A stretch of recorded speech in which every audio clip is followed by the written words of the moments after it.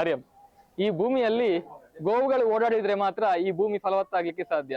ಇವತ್ತು ಈ ಭೂಮಿಯಲ್ಲಿ, ಈ ನಾಡಿನಲ್ಲಿ ಗೋವುಗಳು ಎಲ್ಲೆಂದರಲ್ಲಿ ಓಡಾಡ್ತಿಲ್ಲ, ಎಲ್ಲ ಕಟ್ಟಿ ಹಾಕಿದ ಸ್ಥಿತಿಯಲ್ಲಿರುವಂತದ್ದು.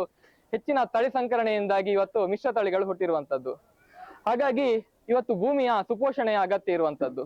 ಇವತ್ತು ಮಾನವರಾದ ನಾವೆಲ್ಲರೂ ಕೂಡ ಭೂಮಿಗೆ ಪ್ಲಾಸ್ಟಿಕ್ ಹಾಕ್ತಿದ್ದೇವೆ, ಡಾಮರ್ ಆಗಿರ್ಬೋದು, ಕಾಂಕ್ರೀಟ್ ಆಗಿರ್ಬೋದು. ಕೃಷಿ ಭೂಮಿಗೆ ಯೂರಿಯಾ, DFT, ಸುಫಲ ಇಂತಹ ರಾಸಾಯನಿಕಗಳನ್ನು ಹಾಕಿ ಅಲ್ಲಿರುವಂತಹ ಜೀವನಗಳನ್ನು ನಾವು ಕೊಲ್ತಾ ಇದ್ದೇವೆ. ನಾವು ಮುಂದಿನ ಜನಾಂಗಕ್ಕೆ ಸ್ವಚ್ಛವಾಗಿರುವಂತಹ ವಾತಾವರಣ ಬಿಟ್ಟು ಹೋಗುವಂತದ್ದು ನಮ್ಮ ಕರ್ತವ್ಯ. ಮುಂದಿನ ಮಕ್ಕಳು 10-12 ವರ್ಷಕ್ಕೆ ಕ್ಯಾನ್ಸರ್ ಮುಂತಾದ ಮಾರಕ ರೋಗಗಳಿಗೆ ತುತ್ತಾಗುವುದನ್ನ ತಡೆಗಟ್ಟುವಂತದ್ದು ನಮ್ಮ ಕರ್ತವ್ಯ. ಹಾಗಾಗಿ ನಾವು ಮುಂದಿನ ಜನಾಂಗಕ್ಕೆ ಸ್ವಚ್ಛವಾದ ವಾತಾವರಣ ಬಿಟ್ಟು ಹೋಗ್ಬೇಕಾದ್ರೆ, ಗೋವುಗಳಂತೂ ಎಲ್ಲಾ ಕಡೆಗೆ ಸಂಚರಿಸ್ತಿಲ್ಲ, ಹಾಗಾಗಿ ಸಗಣಿ ಬೀಳ್ತಿಲ್ಲ, ಹಾಗಾಗಿ ಭೂಮಿ ಸುಪೋಷಣೆ ಆಗ್ತಿಲ್ಲ.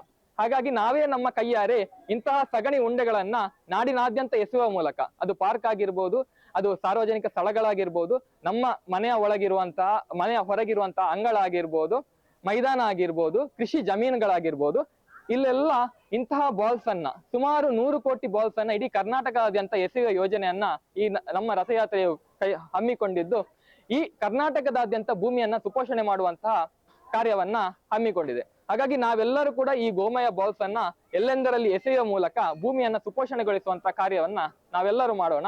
ಜೈ ಶ್ರೀರಾಮ್, ಜೈ ಗೋಮಾತಾ. ಗೋಮಯ ಚೆಂಡು ಎಸೆಯೋಣ, ಒಂದು ಹೆಜ್ಜೆ ಭೂಮಿ ಸುಪೋಷಣೆಯ ಕಡೆಗೆ. ಗೋಮಾತಾ ಕಿ ಜೈ. ಗೋಮಾತಾ